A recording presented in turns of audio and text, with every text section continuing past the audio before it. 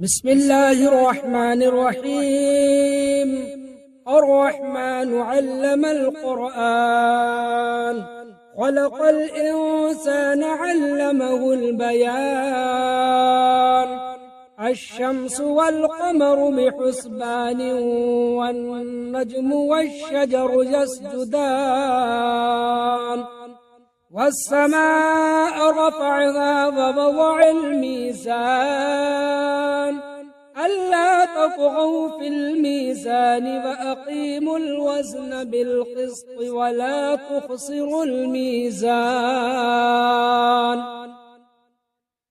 والأرض وضعها للأنام، فيها فاكهة والنخل ذات الأكمام، والحب ذو العصف والريحان. فبأي آلاء ربكما تكذبان؟ خلق الإنسان من صلصال كالفخار، وخلق الجان من مارج من نار. فبأي آلاء ربكما تكذبان؟ رب المشرقين ورب المغربين، فبأي آلاء ربكما تكذبان؟ مرج البحرين يلتقيان، بينهما برزخ لا يبغيان. فبأي آلاء ربكما تكذبان؟ يخرج منهما اللؤلؤ والمرجان، فبأي آلاء ربكما تكذبان؟ وله الجوار المنشآت في البحر كالأعلام، فبأي آلاء ربكما تكذبان؟ كل من عليها فان، ويبقى وجه ربك ذو الجلال والإكرام. فبأي آلاء ربكما تكذبان؟ يسأله من في السماوات والأرض، كل يوم هو في شأن. فبأي آلاء ربكما تكذبان؟ سنفرغ لكم أيها الثقلان، فبأي آلاء ربكما تكذبان؟ يا معشر الجن والإنس إن استطعتم أن تنفذوا من أقطار السماوات والأرض، فانفذوا لا تنفذون إلا بسلطان. فبأي آلاء ربكما تكذبان؟ يرسل عليكما شواظ من نار ونحاس فلا تنتصران. فبأي آلاء ربكما تكذبان؟ فإذا انشقت السماء فكانت وردة كالدهان. فبأي آلاء ربكما تكذبان؟ فيومئذ لا يسأل عن ذنبه إنس فبأي آلاء ربكما تكذبان يعرف المجرمون بسيماهم فيؤخذ بالنواصي والأقدام فبأي آلاء ربكما تكذبان هذه جهنم التي يكذب بها المجرمون يطوفون بينها وبين حميم آن فبأي آلاء ربكما تكذبان ولمن خاف مقام ربه جنتان فبأي آلاء ربكما تكذبان ذواتا أفنان فبأي آلاء ربكما تكذبان فيهما عينان تجريان فبأي آلاء ربكما تكذبان فيهما من كل فاكهة زوجان فبأي آلاء ربكما تكذبان متكئين على فرش بطائنها من استبرق وجنى الجنتين دان فبأي آلاء ربكما تكذبان فيهن قاصرات الطرف لم يطمثهن إنس قبلهم ولا جان فبأي آلاء ربكما تكذبان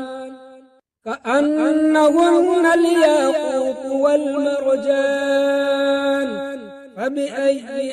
آلاء ربكما تكذبان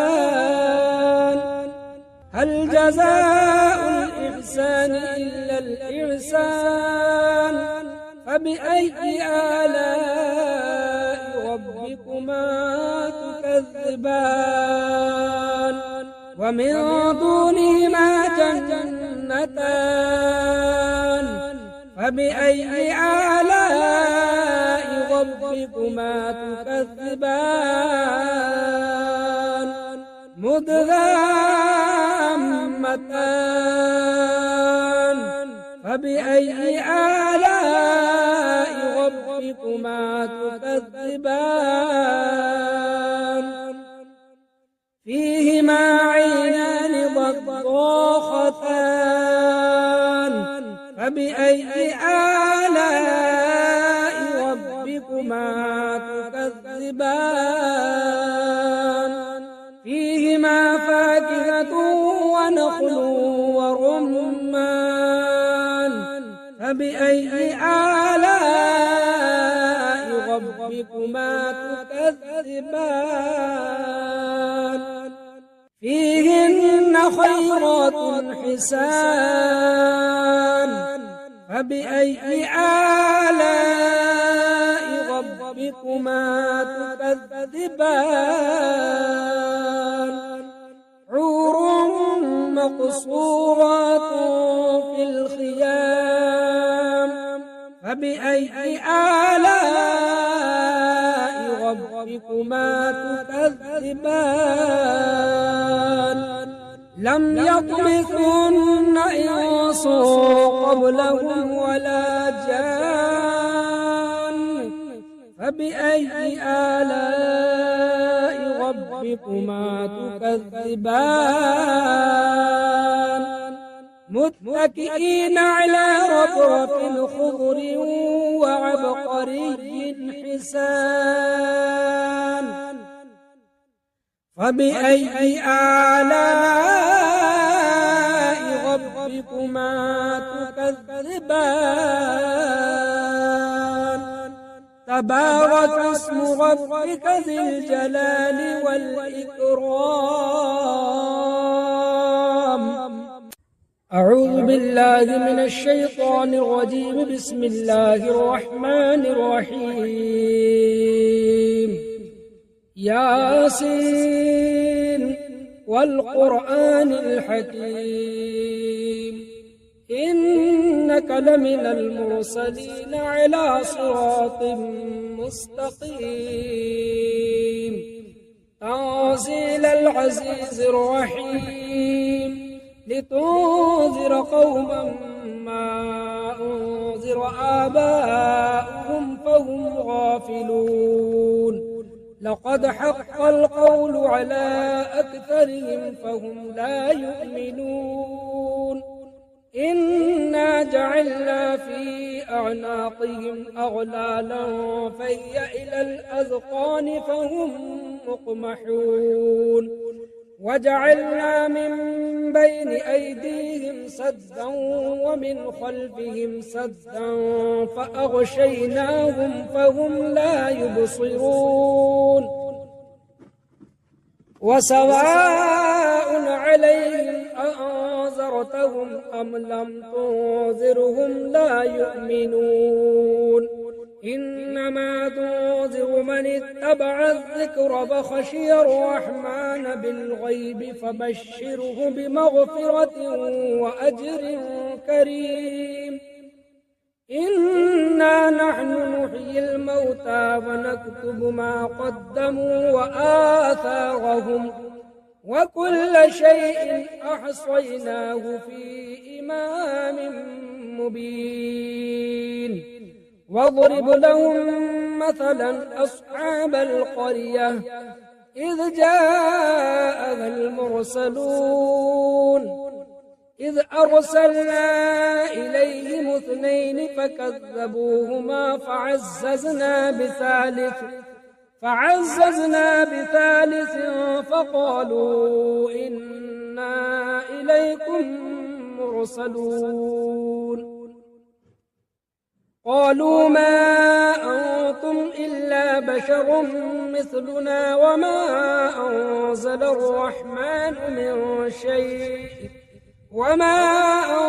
الرحمن من شيء إن أنتم إلا تكذبون قالوا ربنا يعلم إنا إليكم لمرسلون وما علينا إلا البلاغ المبين قالوا إنا تطيرنا بكم لئن لم تنتهوا لنرجمنكم وليمسنكم منا عذاب أليم قالوا طائركم معكم أئن ذكرتم بل أنتم قوم مسرفون وجاء من أقصى المدينة رجل يسعى قال يا قوم اتبعوا المرسلين اتبعوا من لا يسألكم أجرا وهم مهتدون وما لي لا أعبد الذي فطرني وإليه ترجعون أأتخذ من دونه آلهة إن يردني الرحمن بضر لا تغن عني شفاعتهم شيئا ولا ينقذون إني إذا لفي ضلال مبين إني آمنت بربكم فاسمعون قيل ادخل الجنة قال يا ليت قومي يعلمون بما غفر لي ربي وجعلني من المكرمين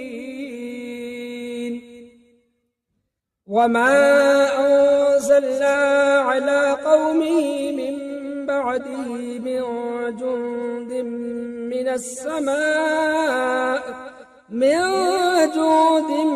من السماء وما كنا منزلين إن كانت إلا صيحة واحدة فإذا هم خامدون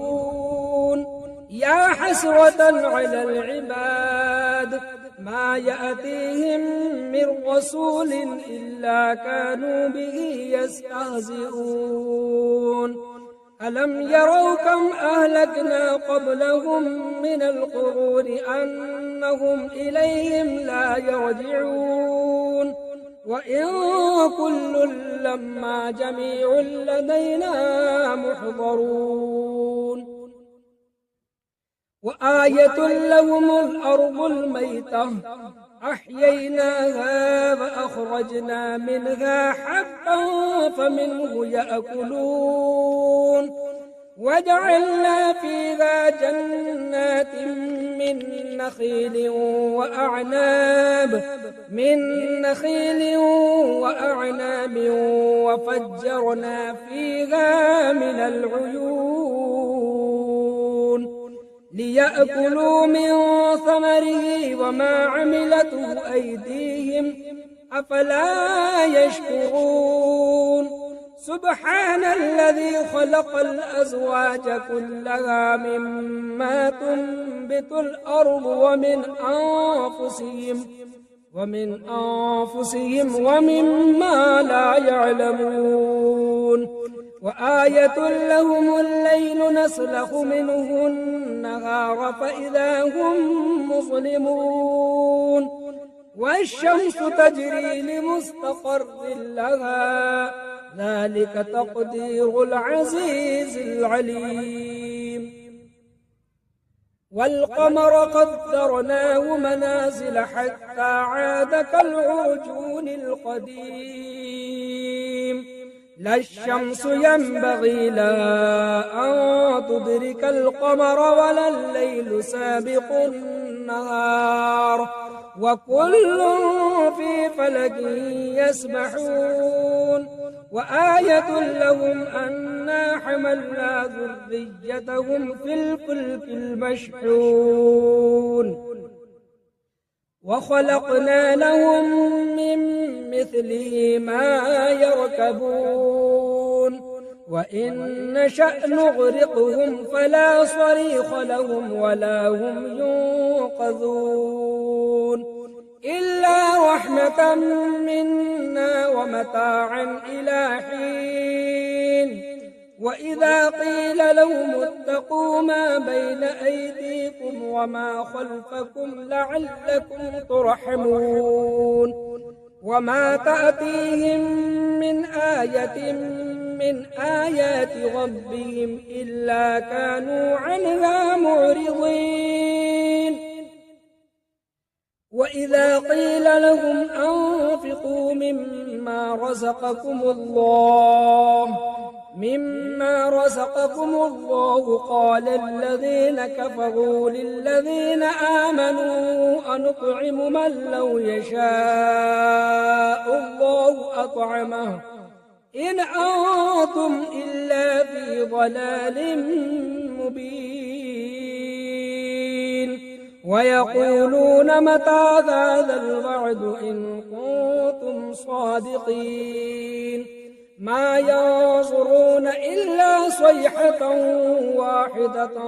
تأخذهم وهم يخصمون فلا يستطيعون توصية ولا إلى أهلهم يرجعون ونفخ في الصور فإذا هم من الأجداث إلى ربهم ينسلون قالوا يا ويلنا من بعثنا من مرقدنا هذا ما وعد الرحمن وصدق المرسلون إن كانت إلا صيحة واحدة فإذا هم جميع لدينا محضرون فاليوم لا تظلم نفس شيئا ولا تجزون إلا ما كنتم تعملون إن أصحاب الجنة اليوم في شغل فاكهون هم وأزواجهم في ظلال على الأرائك متكئون لهم فيها فاكهة ولهم ما يدعون سلام قولا من رب رحيم وامتازوا اليوم أيها المجرمون ألم أعهد إليكم يا بني آدم ألا تعبدوا الشيطان إنه لكم عدو مبين وأن اعبدوني هذا صراط مستقيم ولقد أضل منكم جبلا كثيرا أفلم تكونوا تعقلون هذه جهنم التي كنتم توعدون اصلوها اليوم بما كنتم تكفرون اليوم نختم على أفواههم وتكلمنا أيديهم وتشهد أرجلهم بما كانوا يكسبون ولو نشاء لطمسنا على أعينهم فاستبقوا الصراط فأنى يبصرون ولو نشاء لمسخناهم على مكانتهم فما استطاعوا مضيا ولا يرجعون ومن نعمره ننكس في الخلق أفلا يعقلون وما علمناه الشعر وما ينبغي له إن هو إلا ذكر وقرآن مبين لينذر من كان حيا ويحق القول على الكافرين أولم يروا أنا خلقنا لهم مما عملت أيدينا أنعاما فهم لها مالكون وذللناها لهم فمنها ركوبهم ومنها يأكلون ولهم فيها منافع ومشارب أفلا يشكرون واتخذوا من دون الله آلهة لعلهم ينصرون لا يستطيعون نصرهم وهم لهم جند محضرون فلا يحزنك قولهم إنا نعلم ما يسرون وما يعلنون أولم ير الإنسان أنا خلقناه من نطفة فإذا هو خصيم مبين وضرب لنا مثلا ونسي خلقه قال من يحيي العظام فهي رميم قل يحييها الذي أنشأها أول مرة وهو بكل خلق عليم الذي جعل لكم من الشجر الأخضر نارا فإذا أنتم منه توقدون أوليس الذي خلق السماوات والأرض بقادر على أن يخلق مثلهم بلى وهو الخلاق العليم إنما أمره